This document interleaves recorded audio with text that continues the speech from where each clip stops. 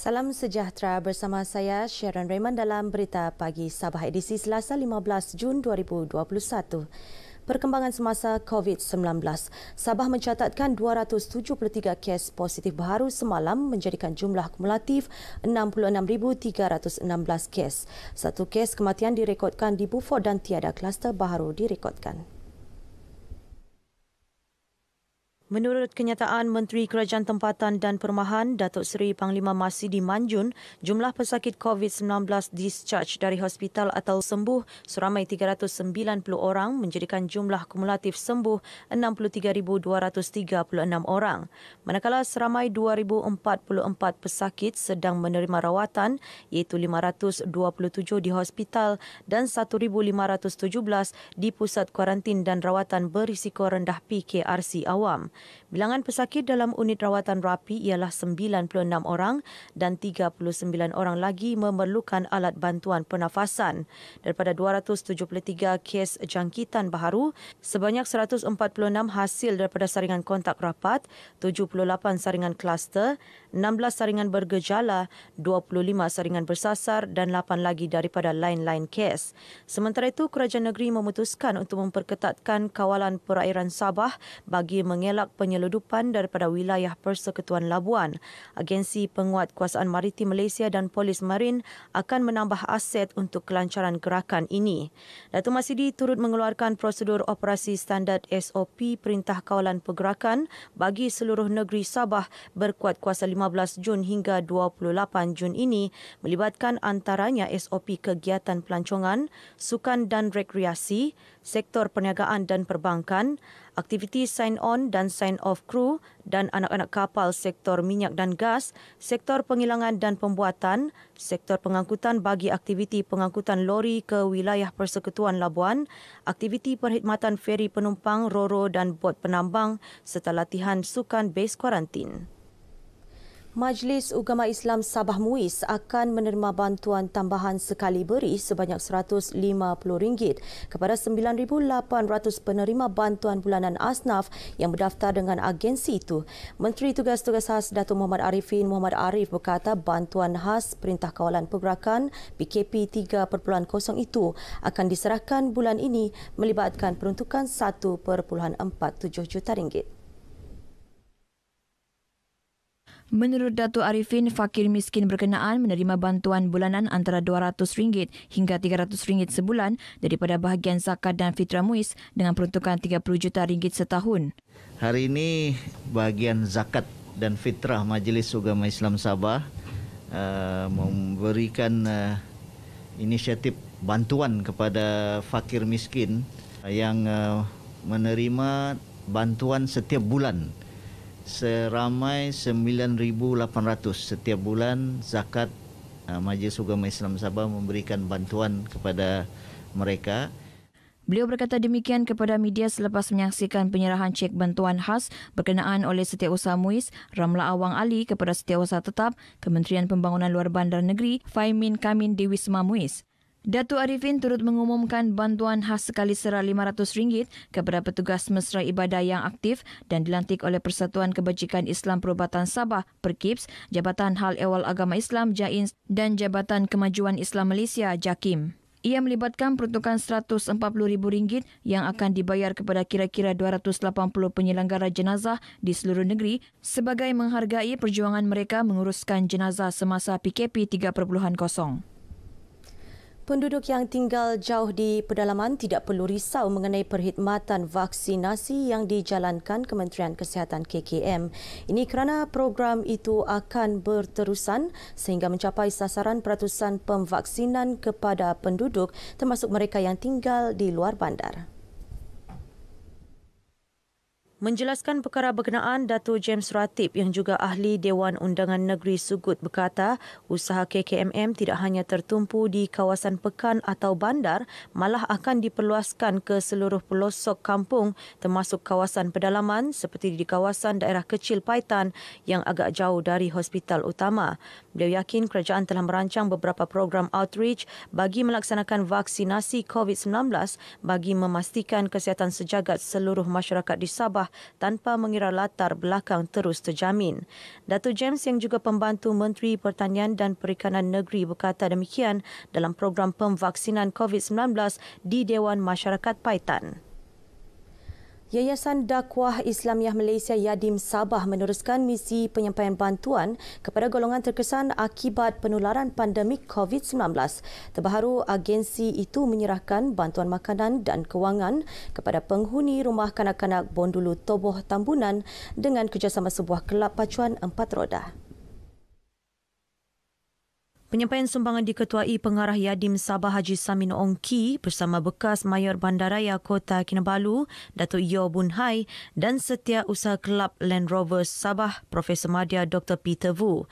Ketika ditemui RTM selepas menyampaikan bantuan tersebut, Haji Samin berkata perbezaan kepercayaan agama tidak membataskan tanggungjawab sosial Yadim.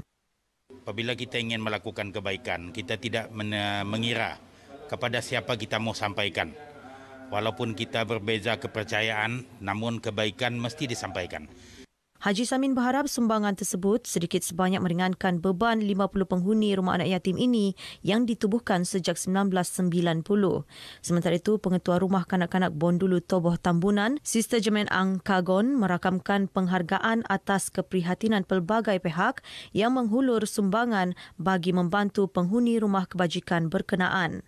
Saya mengucapkan terima kasih atas kedatangan rombongan Land Rover dan juga Yadim untuk menyumbang yang kami perlukan.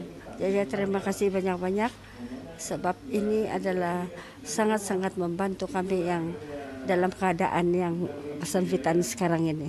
Asrama ini dikendalikan sepenuhnya oleh pengurusan di sini tanpa bantuan daripada mana-mana pihak seperti kerajaan, dan sumbangan ini kalau boleh terus disalurkan kepada pihak pengurusan sama ada berupa barang, kewangan dan sebagainya. Dan kita amat mengalu-alukanlah sumbangan ini daripada pelbagai pihak. Rombongan berkenaan turut menyampaikan bantuan sama kepada tabung makanan Nurul Iman, Masjid Nurul Iman Pekan Tambunan. Polis menahan 2 warga tempatan termasuk seorang wanita kerana memiliki dadah jenis syabu seberat 12.6 gram di Beaufort semalam. Serbuan dilakukan bahagian siasatan jenayah narkotik IPD Beaufort di kediaman suspek selepas kedua-duanya cuba melarikan diri namun berjaya ditangkap. Menurut kenyataan Ketua Polis Daerah Beaufort, Yusuf Zaki Yaakob, suspek lelaki 32 tahun dan wanita 22 tahun berkenaan berada di kediaman pada pukul 10.45 pagi dan didapati memegang paket plastik lut sinar yang masing-masing mengandungi ketulan hablur jernih. Hasil ujian air kencing mendapati kedua-dua suspek positif dadah jenis metamfetamin. Kedua-dua suspek ditahan di bawah Seksyen 39A-1 Akta Dadah Berbahaya 1952 dan Seksyen 15-1-A Akta Sama. Agensi Penguatkuasaan Maritim Malaysia Zon Maritim Sempurna berjaya mematahkan cubaan 2 buah bot menyeludup masuk pelbagai barang kosmetik dianggarkan bernilai RM18,000 dipercayai diseludup dari negara jiran untuk pasaran tempatan pada Ahad lepas. Menurut kenyataan Pengarah Zon Maritim Sempurna, Komander Maritim Norimi Hassan, melalui penugasan Ops Pluto Timur, bot Ronda Maritim Malaysia berjaya mengesan 2 bot yang bergerak dalam keadaan mencurigakan sekitar 6 petang di perairan Kampung Batu Sempurna. Ketika dihampiri untuk pemeriksaan, 2 suspek di atas bot terbabit terjun ke laut dan berenang ke arah kawasan hutan bakau berdekatan.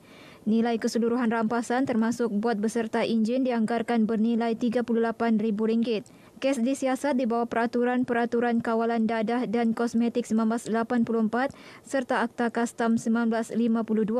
Dalam kes berasingan, Zon Maritim Sempurna menahan sebuah bot bersama beberapa tong berisi 475 liter petrol atas kesalahan memiliki barang kawalan tanpa kebenaran atau lesen yang sah di perairan Pulau Bohayen Sempurna pada Jumaat lalu. Pengajaran dan pembelajaran di rumah PDPR norma baharu yang dijalankan sejak lebih setahun lalu tidak menghalang pelajar di pedalaman Sabah mencapai keputusan cemerlang dalam Sijil Pelajaran Malaysia SPM 2020. Penolong Pegawai Pendidikan Daerah PPD Tambunan, Rodney Samuel berkata, kejayaan yang dicapai merupakan hasil usaha gigi dan kerjasama seluruh warga pendidik, pelajar dan ibu bapa. Tahniah dan setinggi-tinggi penghargaan di atas pencapaian kecemerlangan 5 buah sekolah di Tambunan, khususnya di SMK Desa Wasan, yang menunjukkan pencapaian yang terbaik seluruh Sabah.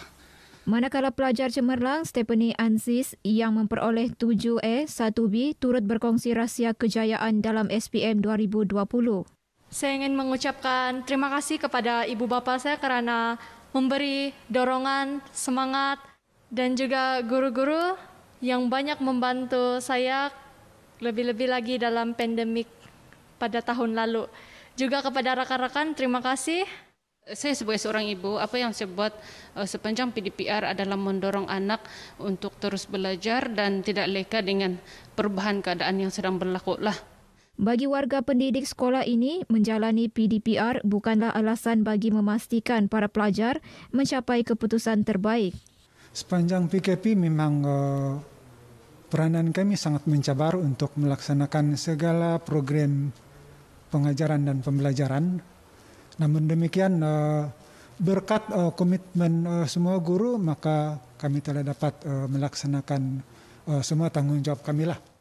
Pelajar-pelajar kita ini telah berusaha bersungguh-sungguh, tanpa jemu, tanpa memikirkan erti putus asa, sentiasa mendapat bimbingan guru untuk mendapat kejayaan yang diharapkan.